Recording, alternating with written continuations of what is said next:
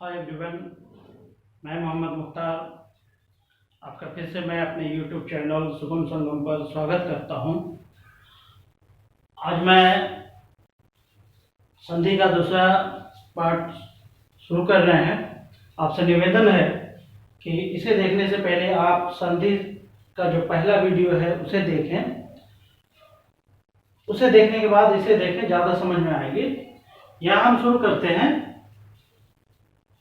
स्वर संधि के 5 भेद हैं, उसका क्या नियम है, और उनके बाद फिर आगे बढ़ेंगे। तो उसको जानने से पहले हम यह जान लें कि कोई भी संधि को पहचाना कैसे जाएगा कि वह स्वर संधि है कि व्यंजन संधि है कि विसर्ग संधि है। तो उनका एक शॉर्टकट ट्रिक हम बता दे रहे हैं।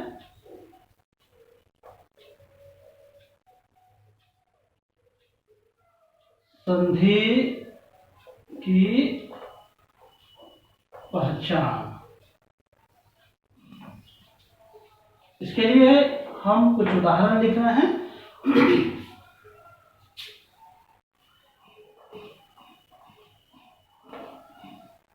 विद्या जो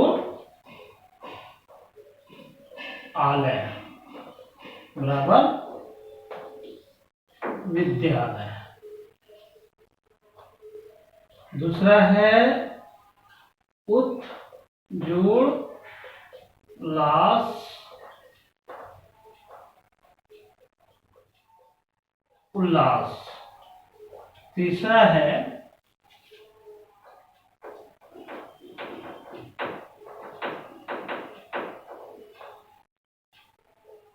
नमः जोड़ कार।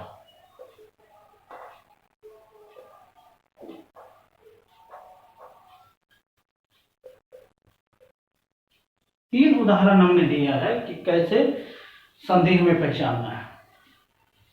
तो इसके लिए कोई लंबा चौड़ा फॉर्मूला रटने की जरूरत नहीं है। आप सीधी सी बात देखिए, जब कोई भी संधि विच्छेद किया जाता है तो उसका 2 पार्ट होता है। संधि को पहचानने के लिए उसके पहले पार्ट को ही देखना काफी होता है। ये इसका पहला पार्ट है और ये इसका दूसरा पार्ट है। हम पहले पार्ट को देखेंगे तो विसर्ग है। पहले पार्ट के अंतिम में अगर विसर्ग आ गया तो वह विसर्ग संधि होगी, वह विसर्ग संधि होगी।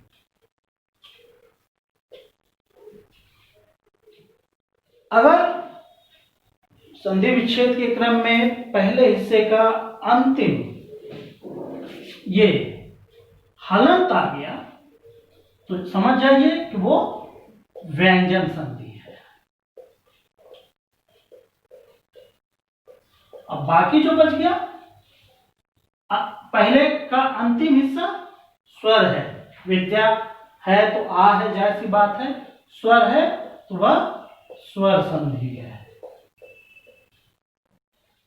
और इसके अलावे कोई और ठीक और कोई और परिभाषा को रटने की जरूरत नहीं है। संधि को पहचानने के लिए इतना ही काफी है। आपसे परीक्षा में पूछा जा सकता है, संधि विच्छेद किया हुआ रहेगा या फिर आपका एक पद या शब्द दे दिया जाएगा, उसको पूछा जाएगा कि इसमें कौन सी संधि हुई है।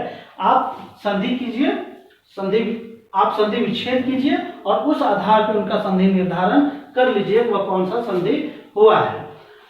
उदाहरण के लिए विद्यालय है, विद्या जोड़ आलय है। विद्या में आ लगा हुआ है, पहले हिस्से में आ है, वह स्वर है, इसीलिए स्वर संधि है। उसी तरह उल्लास है, एक शब्द है, उसका जब संधि विच्छेद हम करते हैं तो पहला हिस्सा उत होता है, दूसरा लास होता है। तो पहले में उत हलंत लग गया और वो व्यंजन है तो वो व्यंजन संधि हो गई। उसी तरह नमस्कार का हम जब संधि विच्छेद करते हैं तो उसमें हम पाते हैं कि पहला जो हिस्सा है उसमें नमः लगा हुआ है, विसर्ग है तो वह विसर्ग संधि हो गया। और इसके अलावा और कुछ भी जानने की जरूरत नहीं है। तो आइए अब हम जानते हैं कि स्वर संधि। ये जानने के बाद अब हम इनको मिटाते हैं, क्योंकि मेरा मेन इसमें फोकस है कि हम जो है स्वर संधि, व्यंजन संधि और विसर्ग संधि पे जो बच गया है उस पर हम बात कर रहे हैं। आइए अब हम बात करते हैं स्वर संधि पर।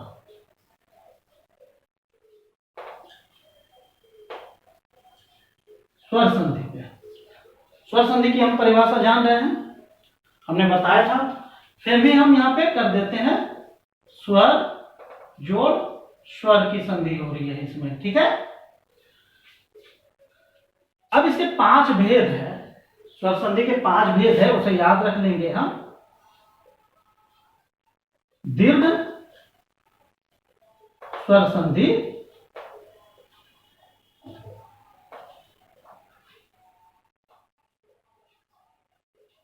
गुण स्वर संधि,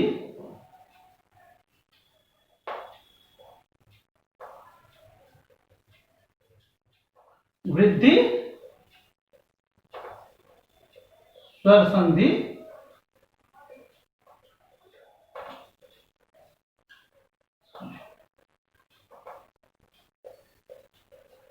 यन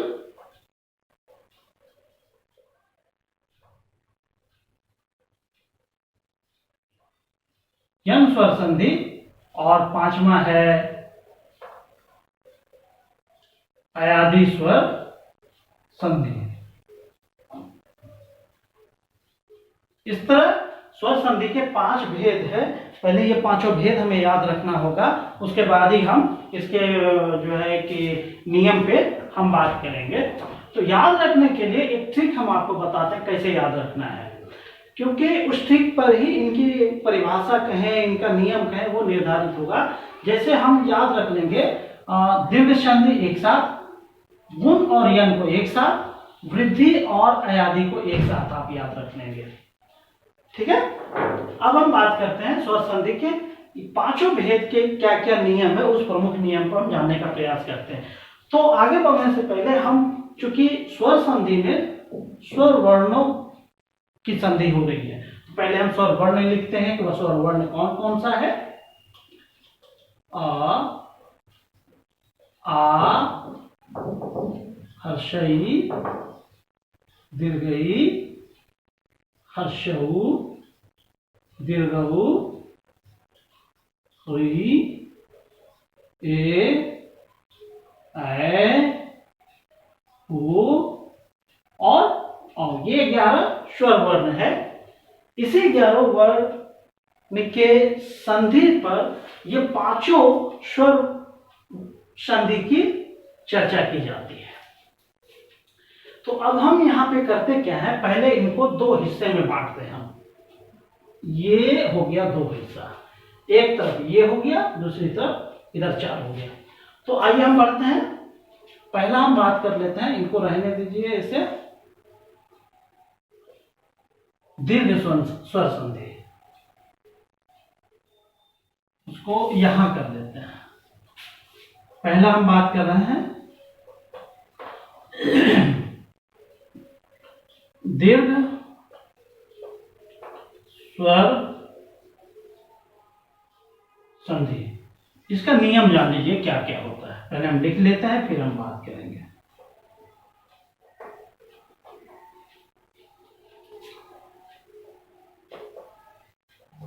यदि आ, हर्षई, दीर्घई, हर्षऊ, दीर्घऊ,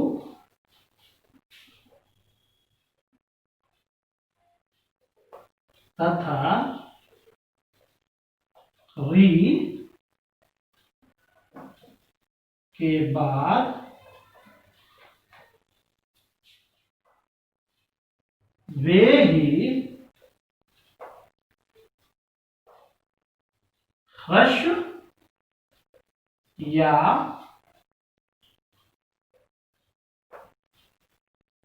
दीर्घ स्वर आते हैं, तो दोनों मिलकर दीर्घ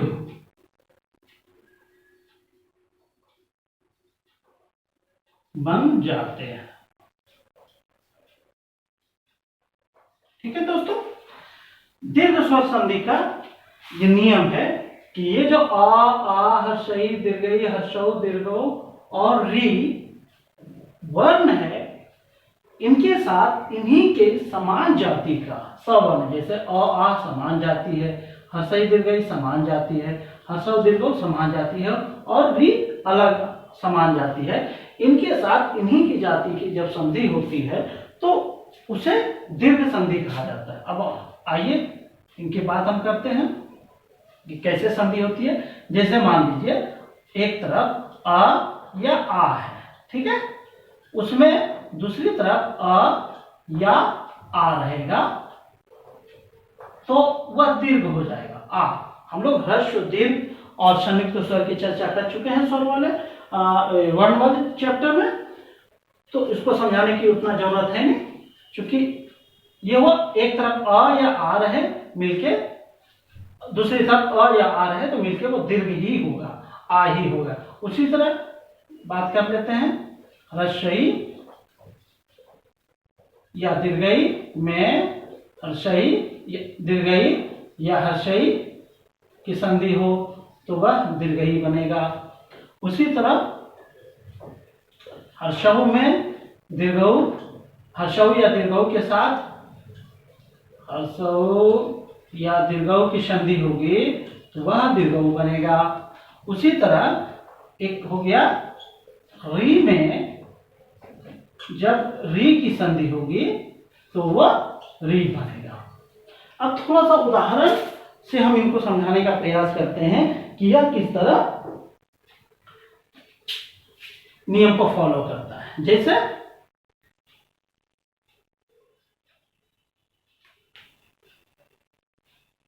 अन्न जोड़ अभाव बराबर अन्नाभाव।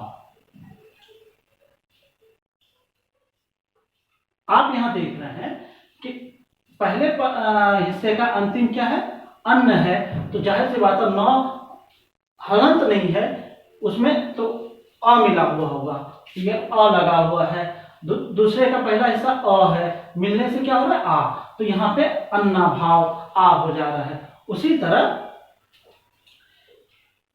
दूसरे पार्ट की हम बात करें तो क्या है, एक उदाहरण हम लेते हैं गिरी जोड़ इंद्र बराबर गिरीन्द्र, ये इसका उदाहरण हुआ। ये हम इसलिए उदाहरण बता रहे हैं ताकि ये क्लियर हो जाए, इसमें ह्रस्वई है और इसमें भी ह्रस्वई है, दोनों मिलकर दीर्घई बन गया, वो गिरीन्द्र हो गया। ठीक है, अब दूसरा हम बात करते हैं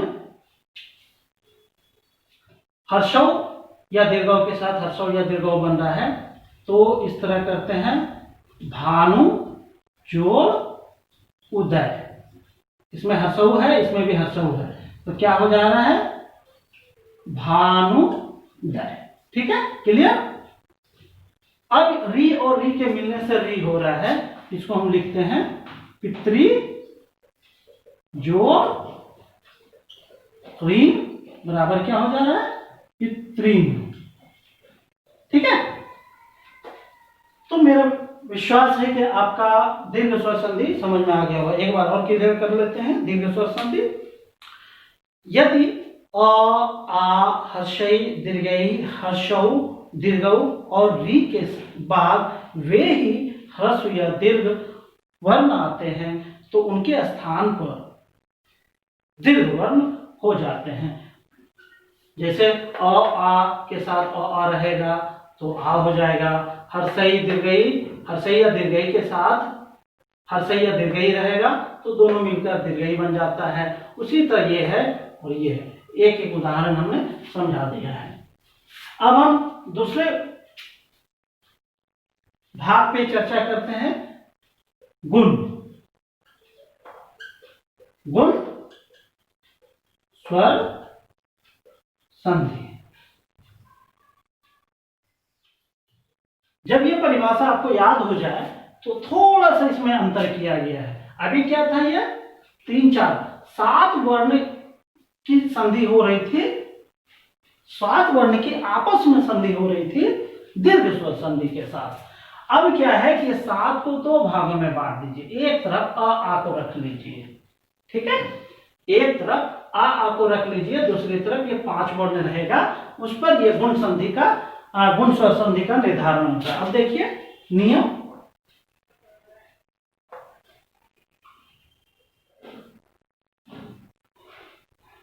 यदि अ या आ के बाद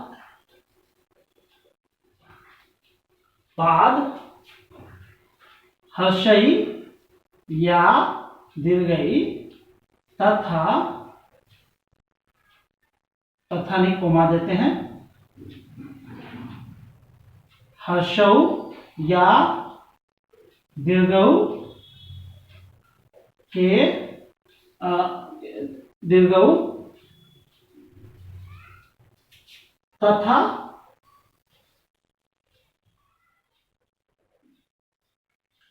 री आता है तो दोनों मिलकर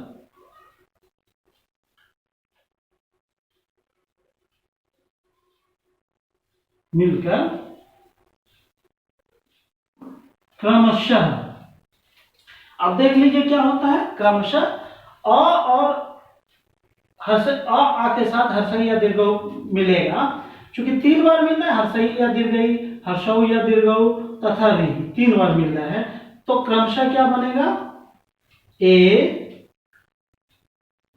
ओ तथा अर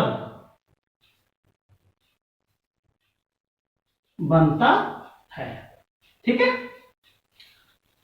अब इनको हम लिखते हैं, फिर समझ में आएगा कि कैसे क्या होता है। जैसे एक तरफ रह गया अ या आ, अगर इनकी संधि हर्षई या दीर्घई के साथ हो रही है तो वह ए बनेगा, वही अगर हर्षौ या दीर्घौ के साथ संधि होगी तो वह ओ बनेगा, और वहीं अगर री के साथ संधि होगी वह अर्र बनेगा, अर्र, आधा रो में हलंत, अर्र, ठीक है। अब हम एक एक उदाहरण से समझने का प्रयास करते हैं कि ये कैसे कैसे बनता है। जैसे अ या आ के साथ हर्षई या दीर्घई की संधि हो रही है, तो उसका उदाहरण कैसे देंगे ये देख लेते हैं। देव जोड़ इंद्र बराबर देवेंद्र, ठीक है। अब यहां देखिए क्या है, देव के अंतिम में क्या है, अ है, इंद्र के शुरू में क्या है, हर्षई है, दोनों मिलकर ए होना चाहिए, तो दोनों मिलकर देवेंद्र, देव जोड़ इंद्र बराबर देवेंद्र, ये ए का बन जाता है, ठीक है। अब दूसरा हम उदाहरण की बात करते हैं। जैसे ये वही चीज है, ये तीनों में है, अ के साथ हर्षौ या दीर्घौ की संधि हो रही है, तो क्या हो रहा है देखते हैं। महा जोड़ उत्सव बराबर महोत्सव, ठीक है। उसी तरह ओ या आ के साथ री की संधि हो रही है, तो वहां क्या होगा, महाजोड़ ऋषि, तो क्या हो गया भाई, महर्षि, ठीक है। और या आ के साथ हर्षई या दीर्घई की संधि हो रही है तो ए बन रहा है, उदाहरण ये स्पष्ट है, देव जोड़ इंद्र बराबर देवेंद्र। और या आ के साथ हर्षौ या दीर्घौ की संधि हो रही है तो वह ओ बन रहा है, उदाहरण महाजोड़ उत्सव, इसका आकार है अंतिम में, ठीक है, और इधर उत्सव का शुरू में ऊ है, आ और ऊ के मिलने से ओ हो रहा है, ओ ओ। उसी तरह महाजोड़ ऋषि, इसमें आकार है अंतिम में, और दूसरे ऋषि में शुरू में री है, तो आकार और री मिलने से अर बन रहा है, वो यहाँ महर्षि में स्पष्ट हो जा रहा है। ठीक है दोस्तों, कोई डाउट नहीं। अब जाते हैं हम नेक्स्ट। तो हाँ दोस्तों, अब स्वर संधि के तीसरे भेद वृद्धि संधि की बात करते हैं। तो वृद्धि संधि का पहले नियम लिख देते हैं, क्योंकि इसमें भी वही हो रहा है। अभी क्या था, गुण संधि में क्या था, इसके साथ अ के साथ इन पांचों की संधि हो रही थी। अब वृद्धि में थोड़ा सा स्टेप चेंज हो रहा है। क्या हो रहा है, अ के साथ इन चारों की संधि करना है। ठीक है, अब देखिए कैसे लिखते हैं। यदि अ या आ के साथ ए या ऐ तथा ओ या औ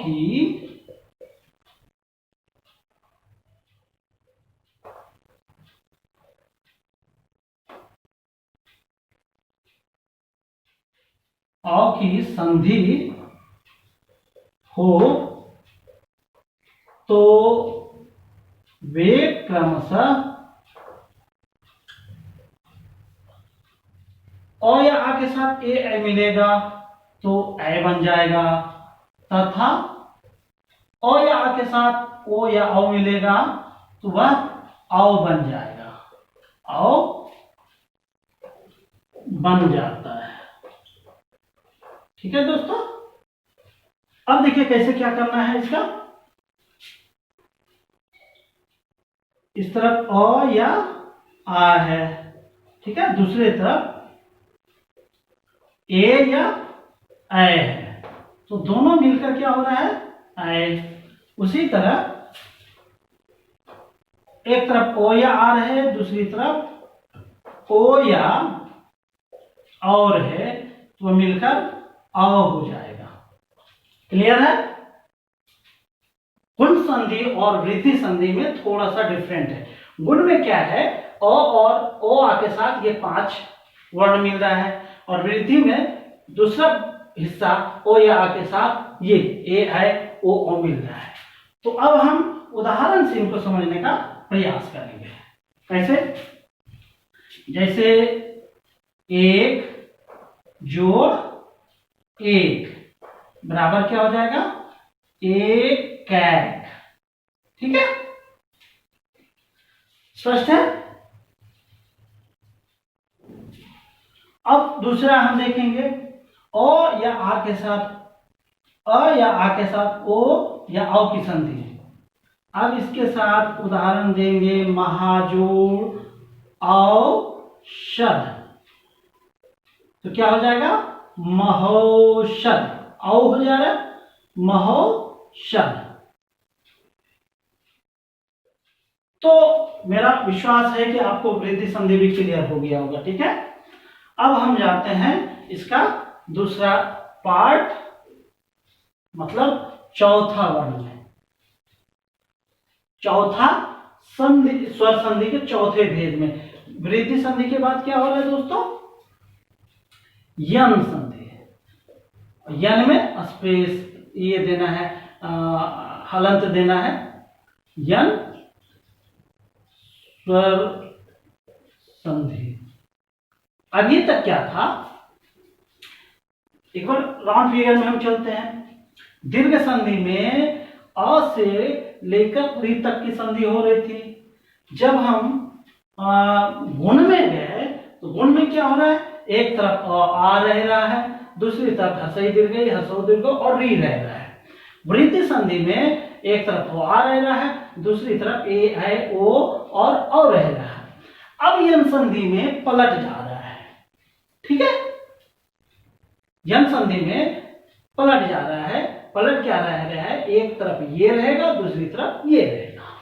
ठीक है, अब इसका हम बनाते हैं नियम। यदि हर्षई दीर्घई हर्षऊ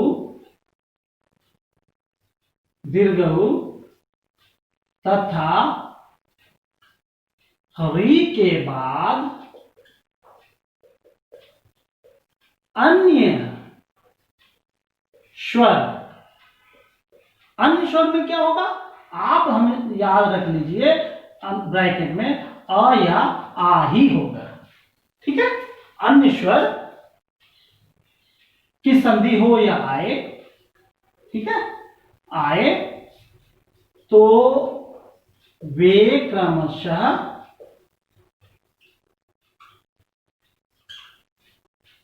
क्या हो रहा है, यदि हर्षई दीर्घई हर्षऊ दीर्घऊ और री के साथ अन्य स्वर यानी ओ या आ की संधि हो रही है तो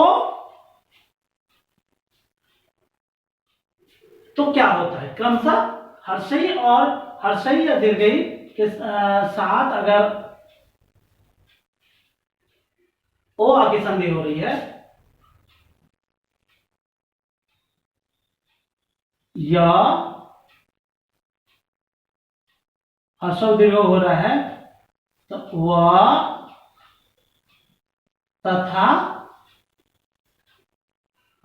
री के साथ है तो र में हलंत हो जाता है। आप इस तरह कर दीजिए ऑब्लिक ऑब्लिक, ठीक है, ये ज्यादा क्लियर रहेगा। यदि हर्षई या दीर्घई कौमा हर्षऊ या दीर्घऊ तथा री के बाद अन्य स्वर यानी अ या आ आए तो वे क्रमशः य व और र हो जाता है। अब देखिए कैसे होता है, एक तरफ क्या रह रहा है हर्षई या दीर्घई, दूसरी तरफ क्या हो रहा है अ या आ, वो क्या हो जा रहा है, इधर थोड़ा हटा के लिखिए, उदाहरण भी समझाना है। एक तरफ हर्षई या दीर्घई, दूसरी तरफ अ या आ, तो क्या बन जा रहा है या, ठीक है। अब देखिए उदाहरण भी समझाते ही जाते हैं, जैसे इति जो आदि, तो क्या हो जा रहा है यहाँ पे इत्यादि इत्यादि, ठीक है। अब दूसरा हम बात करते हैं हर्षऊ या दीर्घऊ के साथ मिलता है, हर्ष एक तरफ हर्षऊ या दीर्घऊ और दूसरी तरफ अ या आ रहे तो वह क्या होता है, वह हो जाता है। उदाहरण क्या होगा,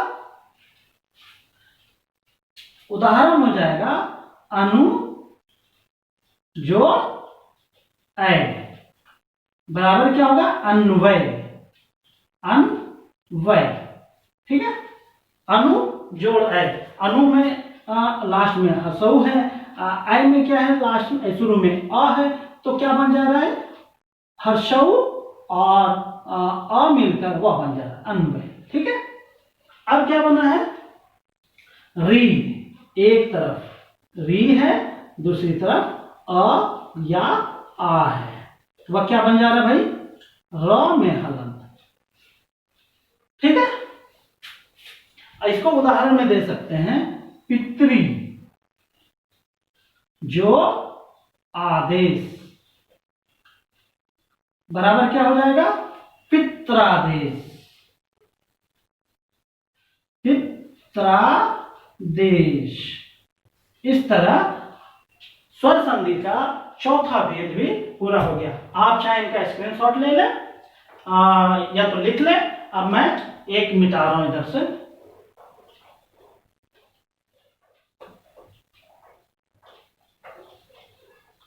पांचवा इसका स्वर संधि का पांचवा भेद हो जाता है अयादि संधि।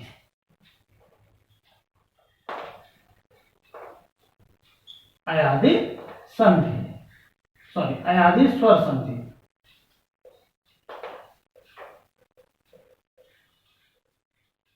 अयादि स्वर संधि का क्या है कि तीसरा जो था स्वर संधि का भेद, उसकी परिभाषा का ठीक उल्टा करेंगे। तीसरा में हम क्या कर रहे थे, वृद्धि संधि में क्या कर रहे थे हम कि इसके साथ इसकी संधि करा दे रहे थे हम। अब यहां उल्टा करना है। नियम,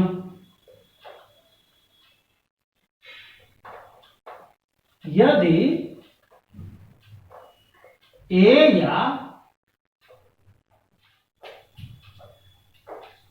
ए ऐ ओ तथा औ के बाद अन्य स्वर, मतलब इसमें अ या आ ही लेना है, आए तो दोनों के स्थान पर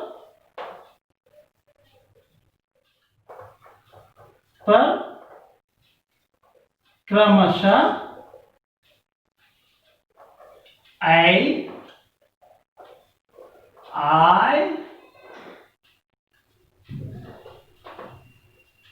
औ तथा आओ हो जाता है। क्या हो रहा है इसमें, ए ऐ ओ औ के बाद यदि अन्य स्वर यानी अ या आ आए तो इस चारों के स्थान पे क्रमशः क्या बनेगा, ए है अगर शुरू में तो ऐ हो जाएगा, ऐ है तो आय हो जाएगा। उसको इस तरह समझते हैं, एक तरफ क्या रहेगा, ए और उसमें अ या आर है, ठीक है, क्या हो जा रहा है, ऐ। उसी तरह आय जो ओ या आ जाए तो आय हो जाएगा। उसी तरह और क्या है, ओ के साथ अन्य स्वर यानी अ या आ आए तो आव हो जाएगा। उसी तरह आओ अगर रहे और उनके साथ अगर अन्य स्वर अ या आ की संधि हो तो वह आव हो जाता है, ठीक है। इनको समझने के बाद अब हम उदाहरण पे बात करेंगे।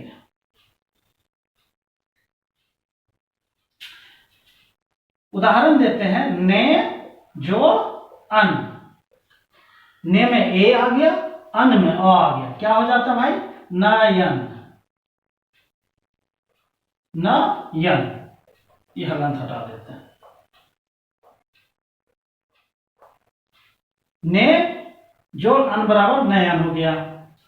अब ऐ जोड़ अ या ऐ का करना है, गए जोड़ अक करना है तो क्या हो जाएगा, गायक, ठीक है। गए जोड़ अक करेंगे तो क्या हो जाएगा, गायक। अब उसी तरह ओ जब ओ में ओ का के साथ अ या आ की संधि हो तो इसके वो करेंगे प जोड़ अन बराबर पवन। उसी तरह औ जो अ या आ की संधि होगी तो इसमें होगा पौ जोड़ अक, इसका क्या हो जाएगा, पावक, ठीक है। औ जो अ मिला आओ बन गया। उसी तरह ओ में ओ का और अ मिला तो आओ बन गया, पा में ओ मिला हुआ और इधर व है, प। तो इस तरह स्वर संधि के 5 भेद और उनके नियम के बारे में हमने जान लिया है। तो इसको 1-2 बार देखने से रिवीजन हो जाएगा, ठीक है।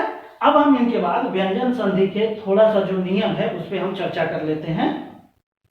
इसको हम मिटाएंगे और उसके बाद फिर व्यंजन संधि पे बात करेंगे। हाँ दोस्तों, अब आइए व्यंजन संधि पे बात कर लें। व्यंजन संधि की हम परिभाषा जान रहे हैं कि एक तरफ व्यंजन वर्ण होगा, दूसरी तरफ स्वर या व्यंजन वर्ण की संधि होती है, तो उसे व्यंजन संधि कहा जाता है। अब इसके एक प्रमुख नियम है, कुछ दो चार नियम हम जान लेने का प्रयास करते हैं। क्या है? यदि का चा टा ता पद के बाद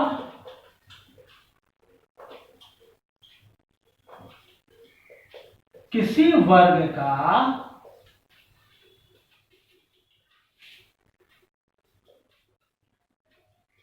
तीसरा या चौथा वर्ण या य र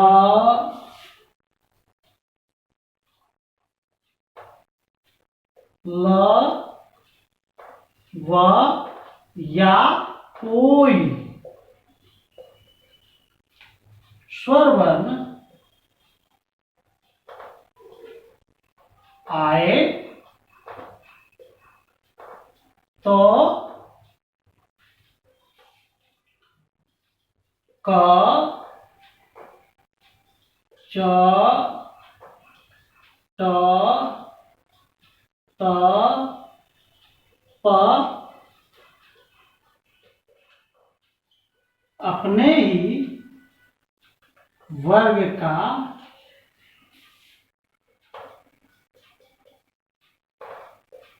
तीसरा वर्ण बन जाता है, वर्ण बन जाता है। क्योंकि ये ज्यादा लंबा दिख रहा होगा, घबराने की बिल्कुल ही जरूरत नहीं है। हमने लिखा है यदि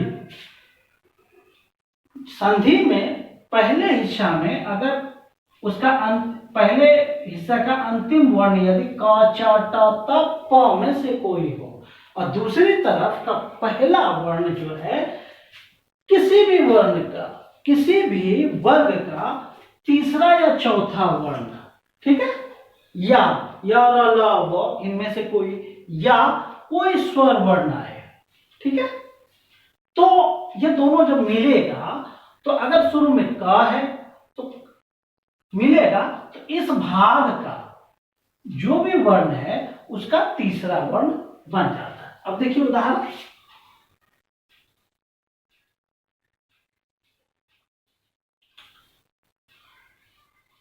अब तीसरा उदाहरण देखते हैं कि कैसे बनता है।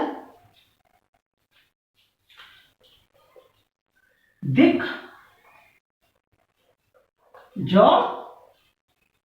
गज बराबर दिग्गज, इसको समझिए।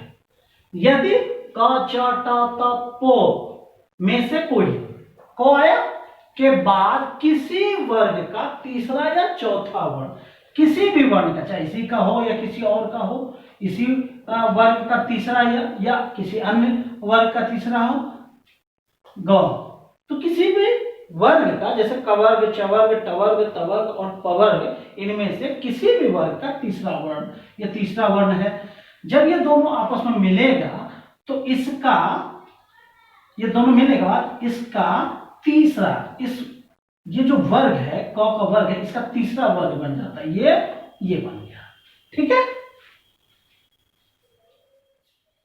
अब दूसरा लेते हैं अपज। अब जो ज अगर हम करते हैं तो इसको बनता है अब्ज। अब्ज जो अब्ज तो नहीं लिख सकते। अब इसमें क्या है, इन पांचों में से कोई एक है, ठीक है, और दूसरा क्या है, किसी भी वर्ग का तीसरा या चौथा। ये किसी वर्ग का तीसरा है कि नहीं, चवर्ग का तीसरा है, वो मिला तो क्या बन गया, मिलने के बाद किसी भी वर्ग का तीसरा वर्ग बन जाता है। किसी भी वर्ग का नहीं, जो ये वर्ग है पहला हिस्सा है उसका तीसरा वर्ग बन जाता है, ये तीसरा हिस्सा अब्ज हो गया, ठीक है। इसका एक पहला नियम है। अब चलते हैं दूसरे नियम की तरफ। नियम नंबर 2 यही चीज लेंगे। यदि क च ट त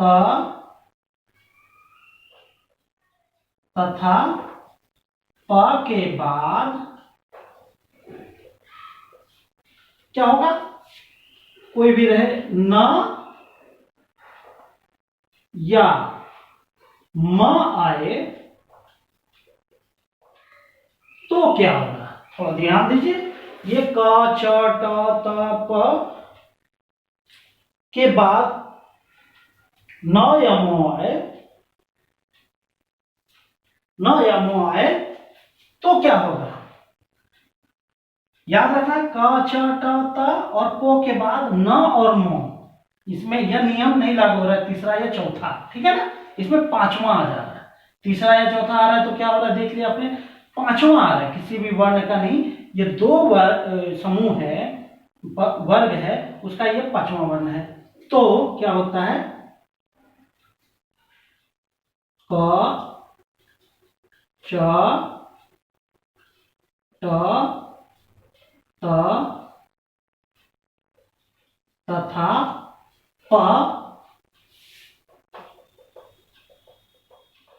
अपने ही वर्ग का पंचम वर्ण बन जाता है, वर्ण बन जाता है। अब देखिए उदाहरण, अप जोड़ मैं, उदाहरण हम लेते हैं, अप जोड़ मैं, क च ट त प में से कोई एक अप हलंत है, याद रखिएगा, और उसमें न या म आया है तो क्या बन जाता है, क च ट त प अपने ही वर्ग का पंचम वर्ग वर्ण बन जाता है। तो प अपने ही वर्ग का पंचम वर्ण बनेगा तो क्या होगा, म, तो इसको कर देंगे अम, ठीक है। स्पष्ट हो जाना चाहिए, किसी को तकलीफ नहीं होनी चाहिए। अब एक और मो वाला तो हो गया, अब नौ वाला उदाहरण देखते हैं। उत जोड़ नति बराबर क्या हो रहा है, त है, तो इसी का पांचवा वर्ण बनेगा उन्नति, अपने ही वर्ग का पांचवा वर्ग बन गया उन्नति। ठीक है दोस्तों,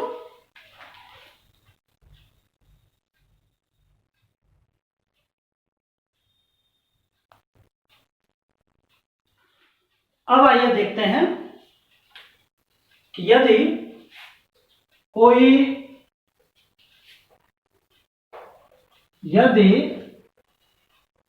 म के बाद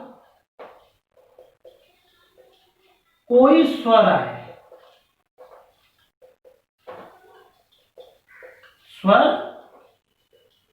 आए तो म का अनुस्वार हो जाता है, अनुस्वार हो जाता है।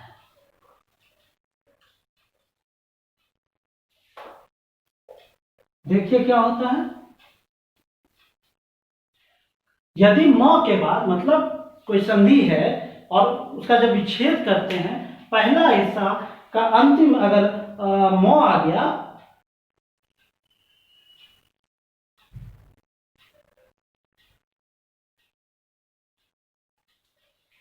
सॉरी दोस्तों, ये स्वर नहीं व्यंजन, गलत हो गया, म के बाद कोई व्यंजन आए, ठीक है।